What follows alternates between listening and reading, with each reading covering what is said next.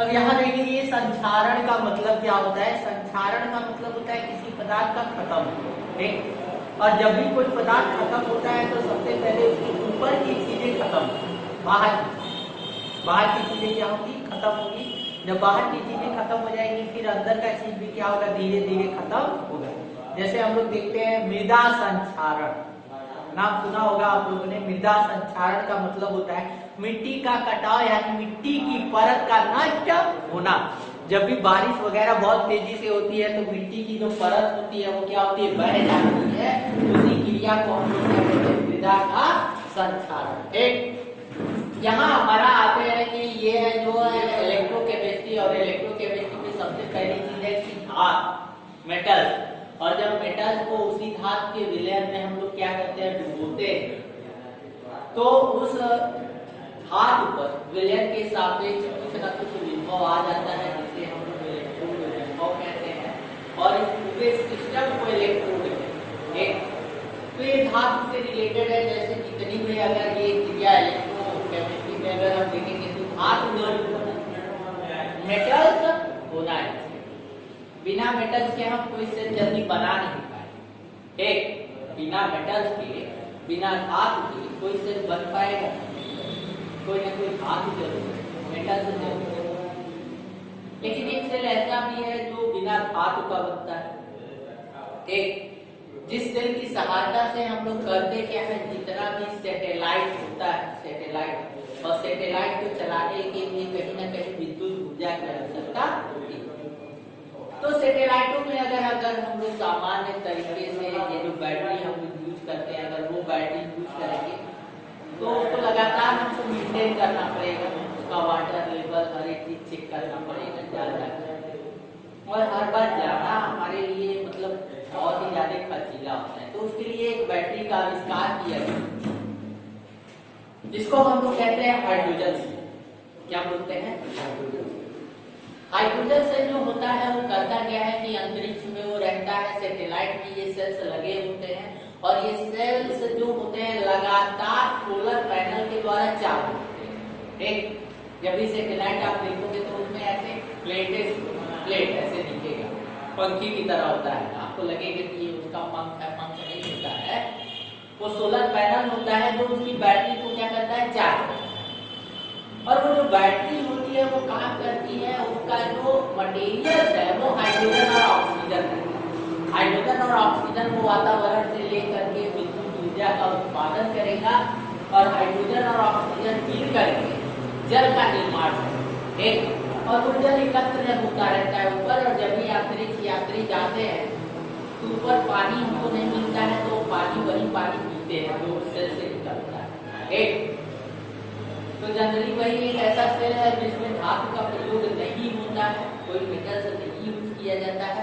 बाकी जितनी सेलें हम लोग यूज करते हैं उसमें मेटल होता है। मेटल में संक्षारण की क्रिया का मतलब ये है कि धातु की परत का लगातार नष्ट होना। धातु की परत नष्ट कब होती है, इसके लिए कुछ कंडीशंस हैं। कुछ कंडीशन में पहला कंडीशन ये है कि जो धातु है, धातु का संपर्क दो चीजों से जरूर हो, एक वायु से हो और दूसरा क्या हो, नमी से। एक पहला क्या हो, वायु से हो, और दूसरा क्या हो, नमी से। तो हेडिंग है हमारा संक्षारण। संक्षारण का मतलब होता है कि ऊपरी परत का नष्ट होना। जैसे लोहा देखोगे, लोहे में जो जंग लगता है तो उसके ऊपर की परत क्या हो जाती है, नष्ट हो जाती है। एक तो लोहे में जंग लगने की क्रिया को ही हम लोग क्या कहते हैं, संक्षारण की क्रिया। धातु ऑक्सीजन तथा वायु की उपस्थिति,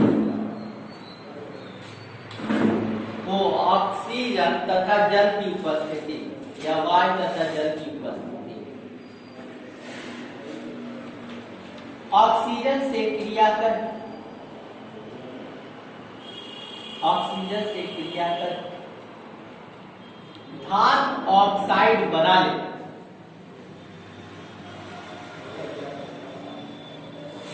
धातु ऑक्साइड बना ले,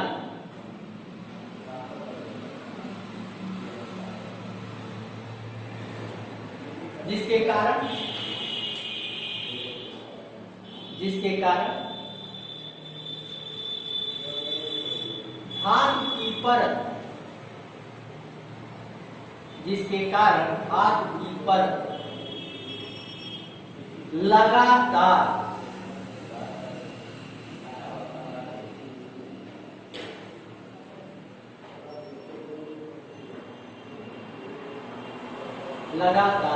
नष्ट होती रहती,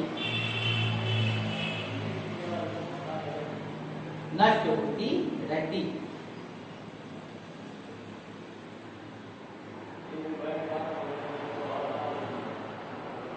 जिसे धातु में जंग लगना भी कहते हैं, जिसे धातु में जंग लगना भी कहते हैं।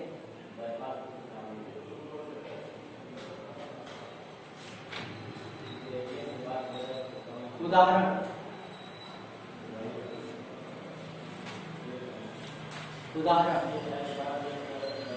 लोहे पर जंग लगना,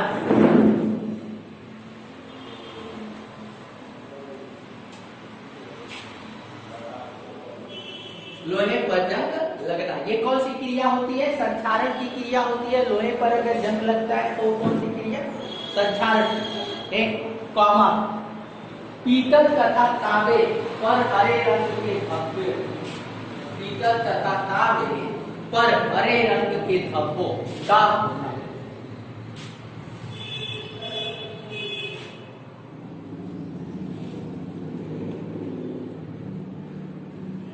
धब्बों का होना आदि धातु संक्षारण की क्रियाएं हैं। धातु संक्षारण की क्रिया है।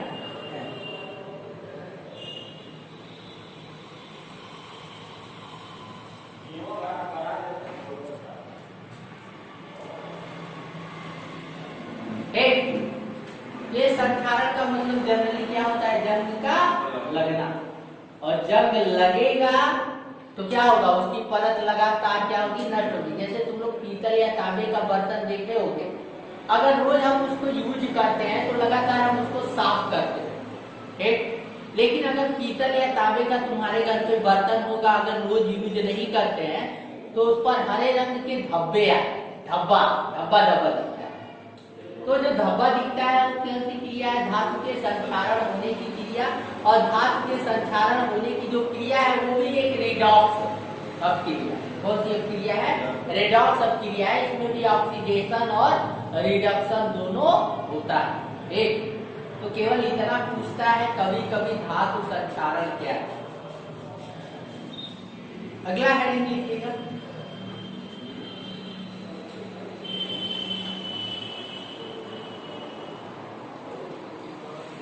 विद्युत रासायनिक सेल। अब हम लोग सीधे पहुंच गए विद्युत रासायनिक सेल। अभी तक विद्युत अपघटनी सेल था, कौन सा आता है? विद्युत रासायनिक सेल। तो लिखिएगा, विद्युत रासायनिक सेल, विद्युत रासायनिक सेल, जिसको इंग्लिश में इलेक्ट्रोकेमिकल सेल, विद्युत रासायनिक सेल, एक ऐसी युक्ति, एक ऐसी युक्ति जो रासायनिक ऊर्जा, विद्युत ऊर्जा, जो रासायनिक ऊर्जा विद्युत ऊर्जा रूपांतरित करता है।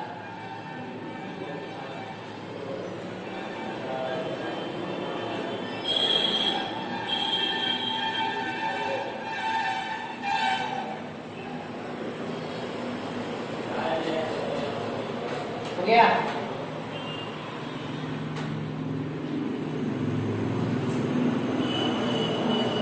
आगे लिखिएगा, विद्युत रासायनिक सेल के प्रकार।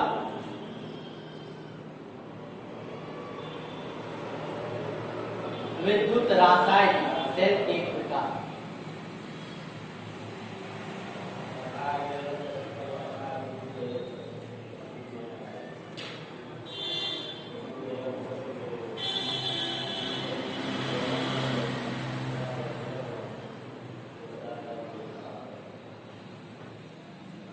देखिए विद्युत रासायनिक सेल, विद्युत रासायनिक सेल निम्न दो प्रकार के होते हैं।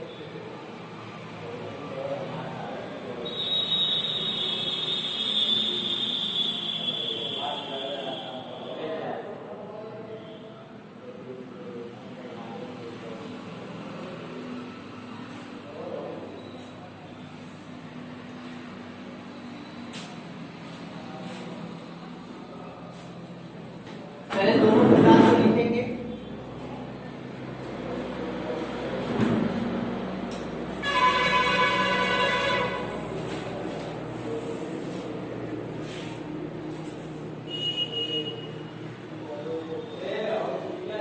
विद्युत रासायनिक सेल में पहला जो आता है वो रासायनिक सेल होता है, जिसको हम लोग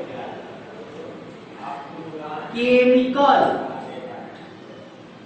सेल बोलते हैं। सेल, केमिकल सेल फर्स्ट हो गया। जो दूसरा आता है वो है सांद्रता सेल। सांद्रता सेल, कंसंट्रेशन सेल।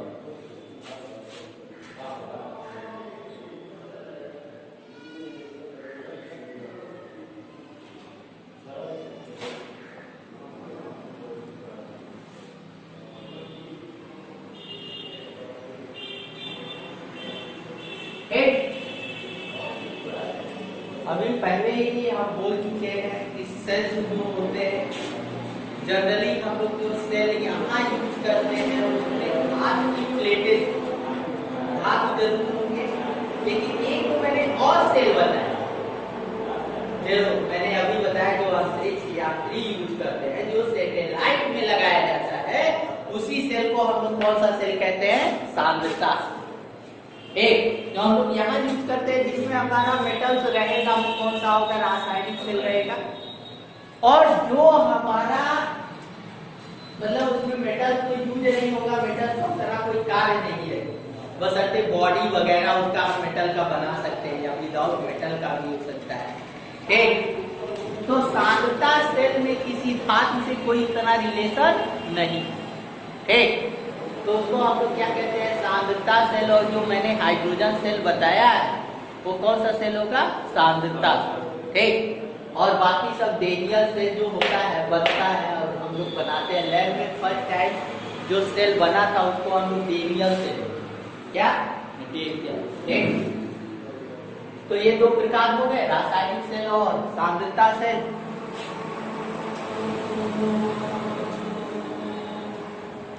हो गया। ठीक, अब हम आते हैं रासायनिक सेल की बात करते हैं। रासायनिक सेल में जो हमारा सेल जो फर्स्ट टाइम बनाया था हमने, उसी को यहाँ पढ़ना है, हमको जानना है। और वो कौन सा सेल है? Daniel cell. डेनियल सेल एक प्रकार का प्राथमिक सेल। कैसा सेल है? प्राथमिक सेल। और जो द्वितीयक सेल में बात करते हैं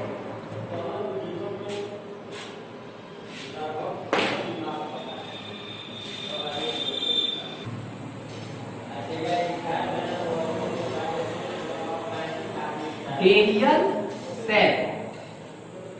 अब जाहिर सी बात है, अब आप कहोगे सर सेल है तो कहीं ना कहीं इसमें दो अर्ध सेल होंगे और एक अर्ध सेल किसका काम करेगा?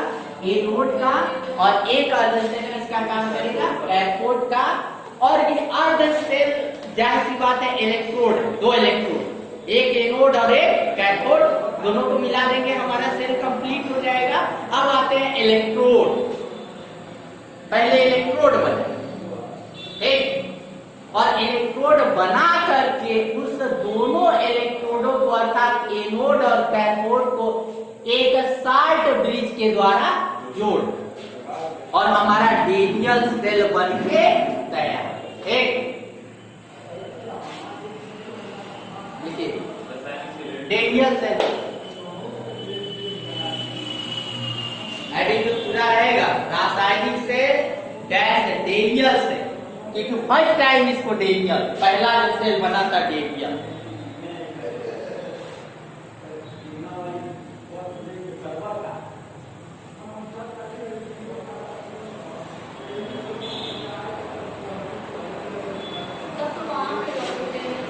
क्या बाबू?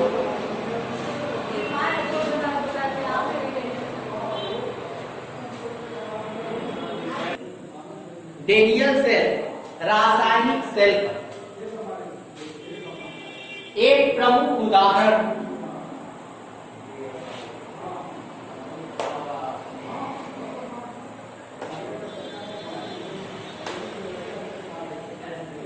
इस सेल में रासायनिक अभिक्रिया के फलस्वरूप इस सेल में रासायनिक अभिक्रिया के फलस्वरूप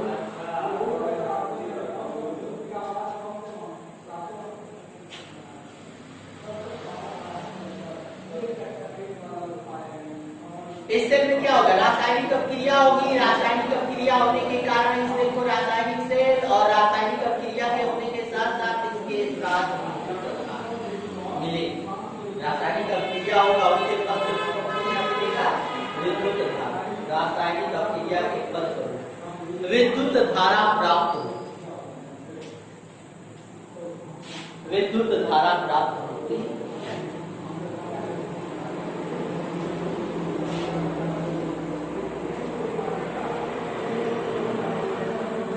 हो गया?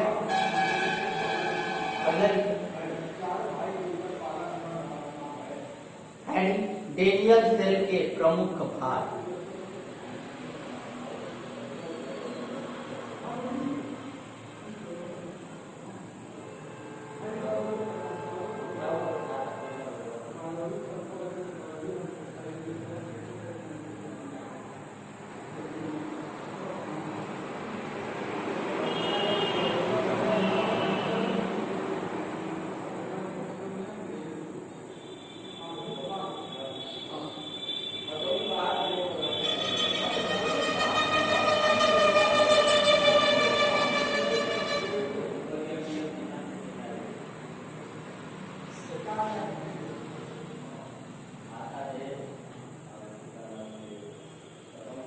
ओके,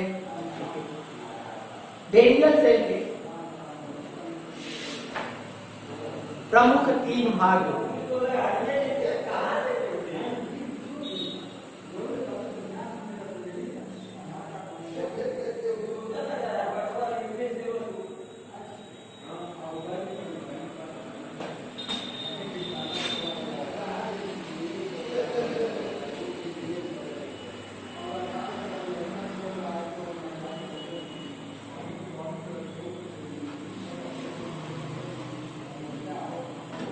अब ये कभी मत कहना, मत पूछना सर जी इसका नाम डेनियल क्यों दिया है, क्यों कोई धातु अगर यूज करते हैं तो उस धातु के नाम पर क्यों नहीं है ना, ये भी क्वेश्चन पूछ सकता है। पहली चीज तो इस सेल का नाम डेनियल सेल इसलिए रखा गया कि ये जो सेल है फर्स्ट टाइम डेनियल ने बनाया था, पहला सेल, एक पहला जो सेल बना था उसको किसने बनाया था? डेनियल। तो उस वैज्ञानिक को श्रद्धांजलि देने के लिए ही इसका नाम क्या रख दिया गया? Daniell cell. बाद में जितने बने सेल उसको हम उसके धातु के नाम से ही उस सेल का नाम देते चले। तो डेनियल सेल के प्रमुख भाग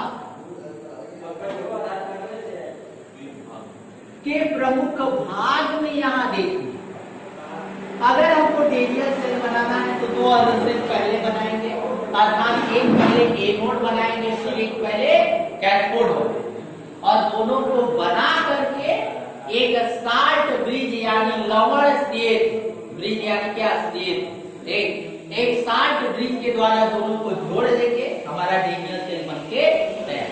एक एनोड बनाएंगे एक कैथोड बनाएंगे, दोनों को साल्ट ब्रिज के द्वारा जोड़ देंगे, डेनियल सेल हमारा बनके क्या हो जाएगा? तैयार हो जाएगा। अब डेनियल सेल का जो प्रमुख भाग होगा, पहला होता है एनोड,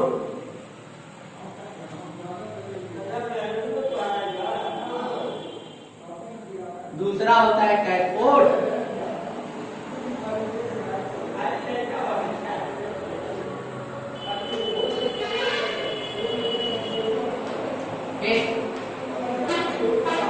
तीसरा होता है लवण सेट। लवण सेट से जोड़ेंगे ना तो तीसरा पार्ट इसका क्या होगा? लवण सेट साल्ट ब्रिज,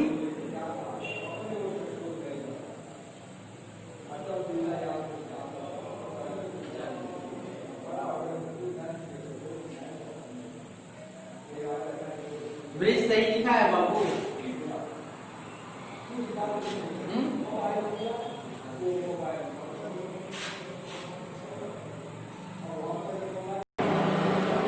तो ये 3 पार्ट हो गए, इन्हें 3 पार्टों की आवश्यकता। अब देखो हमने कहा है कि इसमें धातु रहेगा, मेटल्स रहेगा, मेटल्स लेके, और यहाँ एक चीज और बता दें, मैंने पहले ही बताया था कि एनोड और कैथोड अलग अलग, विद्युत अपघटन सेल में दोनों एक को ले सकते हैं, वो मैंने बताया था कि, लेकिन जब हम लोग विद्युत रासायनिक सेल बनाएंगे तो एनोड और कैथोड अलग अलग धातु के, एक ही सेम रहेगा तो सेम एनोड का कार्य करेगा, ये सेम कैथोड का कार्य करेगा, अलग तो है नहीं ना। तो इसमें क्या करना है, अलग अलग करना है। तो इसमें जो हम लोग एनोड लेंगे वो जिंक का बनाएंगे, जो कैथोड लेंगे कॉपर, जिंक और कॉपर पहले ही बताए थे, जिंक और कॉपर लेकर के फर्स्ट टाइम से जो बना था वो जिंक और कॉपर का यूज करके ही बना था। और जिंक से हमारा जो बनेगा उसको एक 2 इलेक्ट्रोड बनेगा, उस इलेक्ट्रोड को हम एनोड कहेंगे, और जो कॉपर से बनेगा वो क्या करेंगे, कैथोड कहेंगे। अब इलेक्ट्रोड बनाने के लिए मान लीजिए कि हमको एनोड बनाना है, और एनोड बनाने के लिए हमने जिंक की छड़ को ले, अब जिंक की छड़ को मैंने इलेक्ट्रोड में लिखवाया था कि किसी धातु की छड़ को उसी धातु के लवण के विलय में डुबो दे। अर्थात अगर ये हमारा जिंक का है तो अब जिंक के ही लवण में डुबो, किसके लवण में, जिंक के। और जिंक का सबसे अच्छा लवण अगर हम बात करते हैं तो वो आता है CuSO4, वो ZnSO4, जिंक सल्फेट। जिंक की छड़ लेंगे, जिंक सल्फेट के विलय में डाल, कैथोड बनाएंगे तो कॉपर की छड़ लेंगे और किसके विलय में डालेंगे, कॉपर सल्फेट। और सल्फेट क्यों लिया गया है, क्योंकि देखो इसलिए क्योंकि ZnSO4 और CuSO4 सब में SO4 एक ही है ना। अर्थात जब आयन इलेक्ट्रॉन एक्सचेंज होंगे तो ये जितना देगा उतना ये लेगा, है ना, एक जितना देगा उतना ही दूसरा लेगा, सिर्फ इक्वल है ना, फार्मूले में दिख रहा है। SO4 उसमें भी एक है, इसमें भी एक है। यहाँ Zn की वैलेंसी 2 होती है, कॉपर की वैलेंसी कितनी 2 होती है। यहाँ एक बात है, एक जितने इलेक्ट्रॉन का क्या करेगा उतना दूसरा क्या करेगा, ग्रहण कर लेगा। इसीलिए हम इसमें किसका विलयन लेते हैं, जिंक सल्फेट और कॉपर सल्फेट। तो एनोड बनाने के लिए जिंक की छड़ को जिंक सल्फेट के विलयन में डुबो दे, और कैथोड बनाने के लिए कॉपर की छड़ को कॉपर सल्फेट के विलयन में डुबो दे। फिर इन दोनों इलेक्ट्रोडों को एक लवण सेतु के द्वारा, लवण सेतु जो होता है वो हमारा KCl का हो सकता है, NaCl का हो सकता है, NaCl लवण है, नमक है, KCl वो भी लवण ही है। तो इन सारी चीजों से हम उसको जोड़ सकते हैं, या तो KCl ले लीजिए या तो NaCl, एक वो आपके सुविधा के ऊपर। तो लिखिएगा एनोड,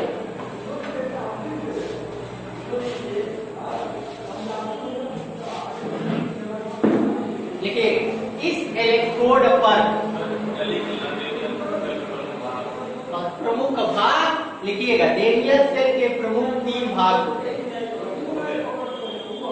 हो गया पहला नंबर एनोड, हाँ हेडिंग केवल लिखिएगा, तीनों को लिखवा दें कि रासायनिक इसमें कौन सी चीज क्या होती है, कैसे क्या होता है। पहला होगा एनोड, लिखिए इस इलेक्ट्रोड पर, इस इलेक्ट्रोड पर ऑक्सीकरण होता है,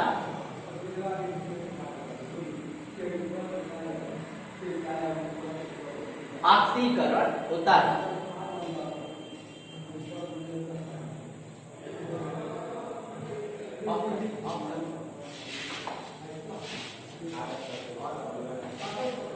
तथा इसकी ध्रुवता, तथा इसकी ध्रुवता ऋणात्मक होती है, अर्थात -4, तथा इसकी ध्रुवता ऋणात्मक होती है।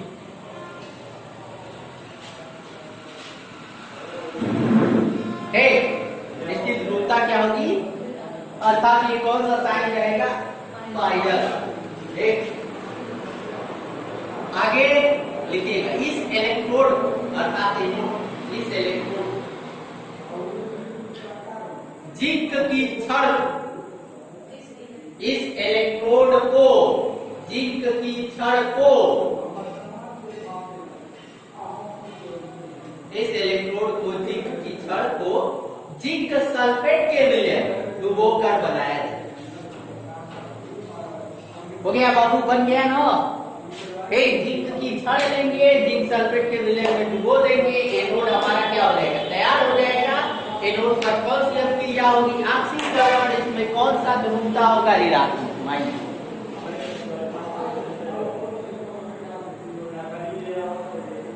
हो गया, कहीं कोई डाउट नहीं आया बाबू, क्लियर है ना, सेम। अब आइए कैथोड।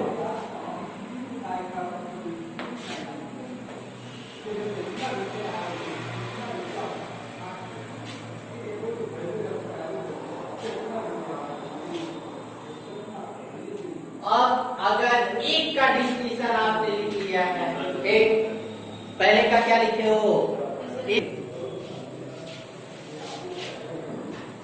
इस इलेक्ट्रोड पर, इस इलेक्ट्रोड पर अपचयन की क्रिया होती, अपचयन की क्रिया होती तथा इसकी ध्रुवता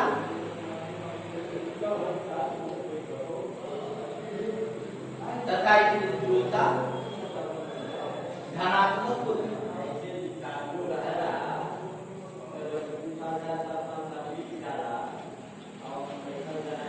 इसकी ध्रुवता, पोलैरिटी क्या होगा, इस इलेक्ट्रोड को, इस इलेक्ट्रोड को कॉपर सल्फेट की छड़, कॉपर की छड़, कॉपर की छड़, कॉपर सल्फेट के विलयन डुबोकर बनाया, कॉपर सल्फेट के विलयन डुबोकर बनाया।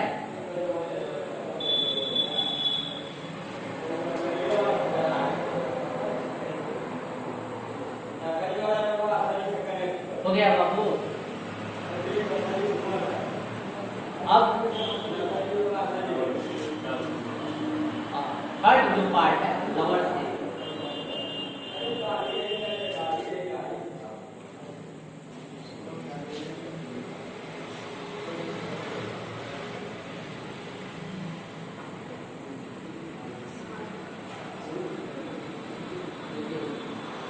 यह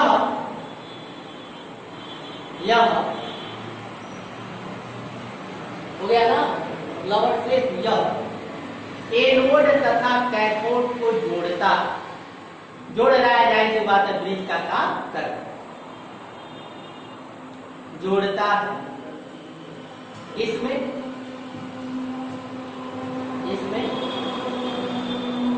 KCl पोटेशियम क्लोराइड, इसमें KCl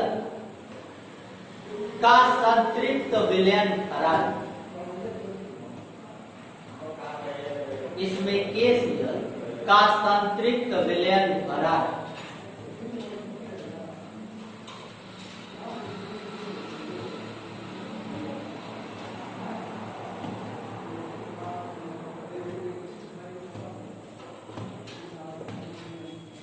हो गया।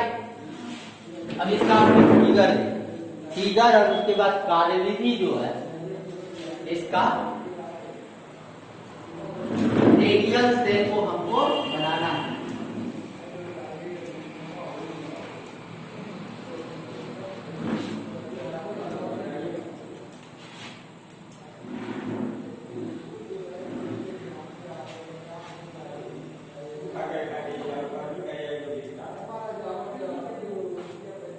और यहाँ देखिएगा विद्युत रासायनिक श्रेणी में मैंने लिखा है, वो विद्युत रासायनिक सेल में और वैद्युत अवघटनी सेल में मैंने लिखाया था कि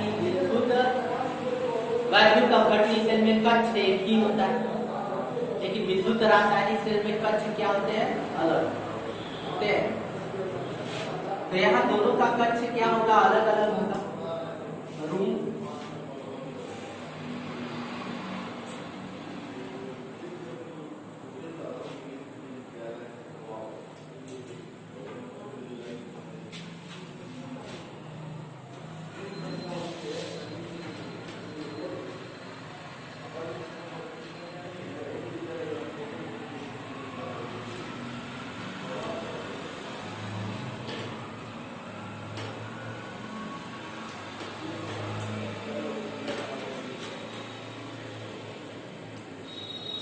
जानते हो ये सेल अगर हम लोग बनाना चाहें तो थोड़ा सा इंस्ट्रूमेंट है, थोड़ा खर्च है, लैब में ही बन जाएगा। इससे बहुत इजी है इसको बनाना।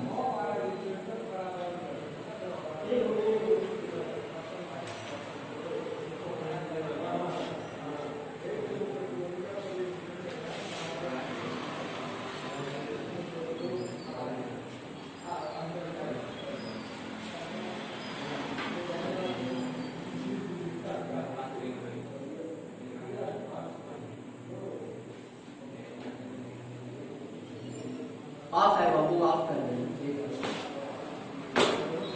और जब एक ही बार बन जाएगा ऑन कर देना, अच्छा खा जाएगा।